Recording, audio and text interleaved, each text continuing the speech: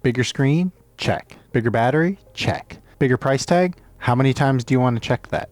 Finally, we're reviewing the AOKZOE A1, one of those Windows handhelds. As always, let's do this as quick as possible, comparing things like price, controls, and other features. Let's leave the performance for last, because that's kind of interesting. First, here's a little spec sheet to show you how it stacks up against our friend, the Steam Deck.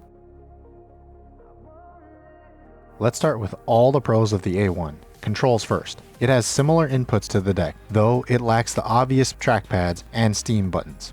It makes up for these with buttons that bring up the on-screen keyboard and the AOKZOE app by default. You can also remap these buttons a few different ways in Windows. It also has those fancy joysticks which are more sensitive and not prone to drift.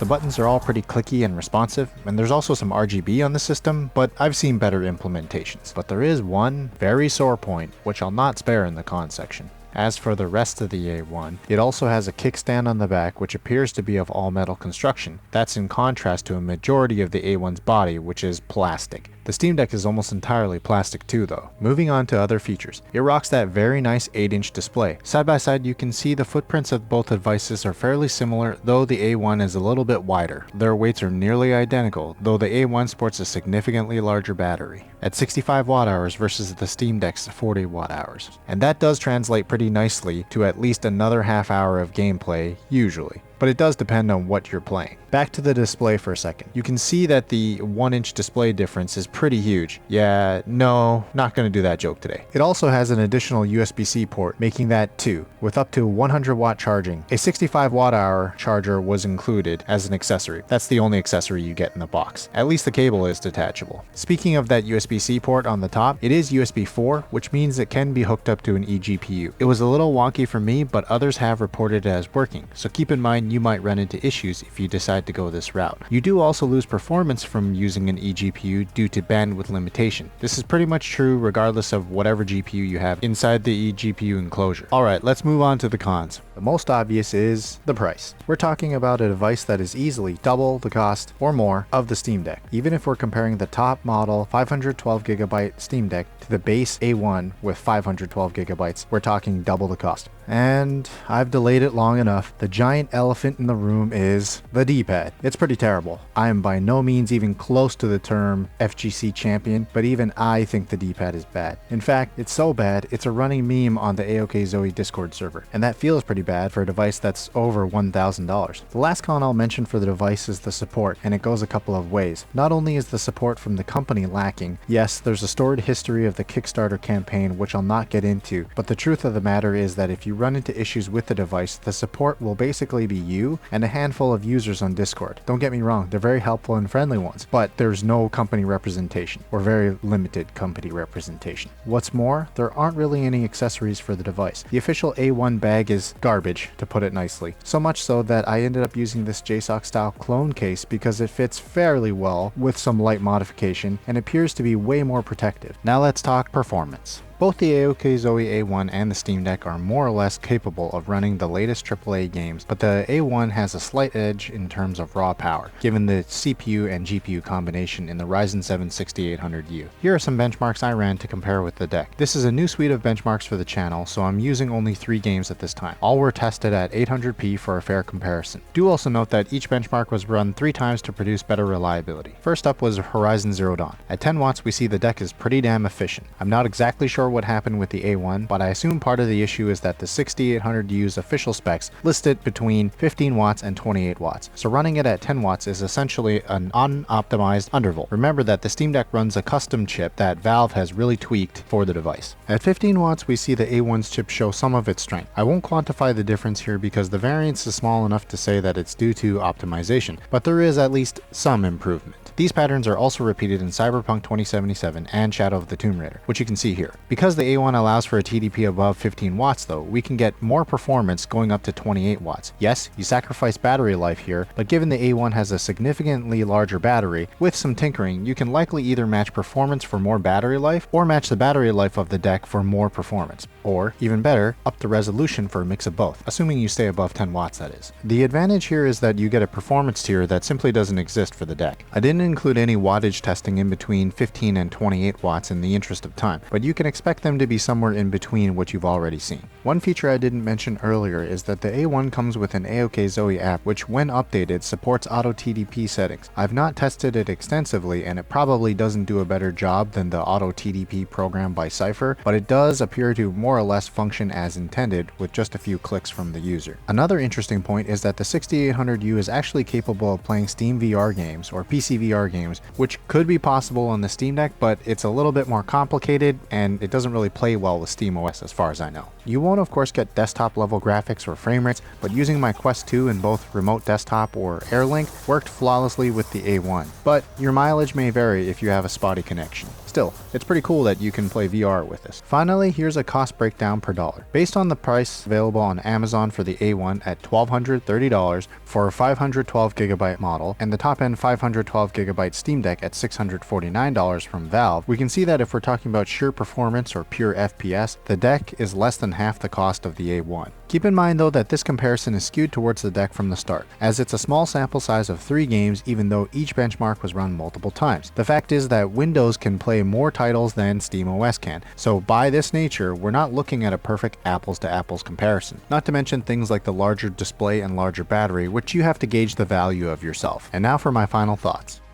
There are a lot of nice things about the A1, like the larger display in particular, the nice controls, and higher end performance. And that's what makes it hard for me to recommend this device. The lack of accessories, eye-watering cost, and, of course, D-pad really hold it back from being the perfect device. Then of course there's the company support. Valve will probably help you out if you run into issues with your Steam Deck. AOKZOE, I'm not so sure. Overall the device isn't bad, but for me I'm not so sure the compromises are worth it. What do you think?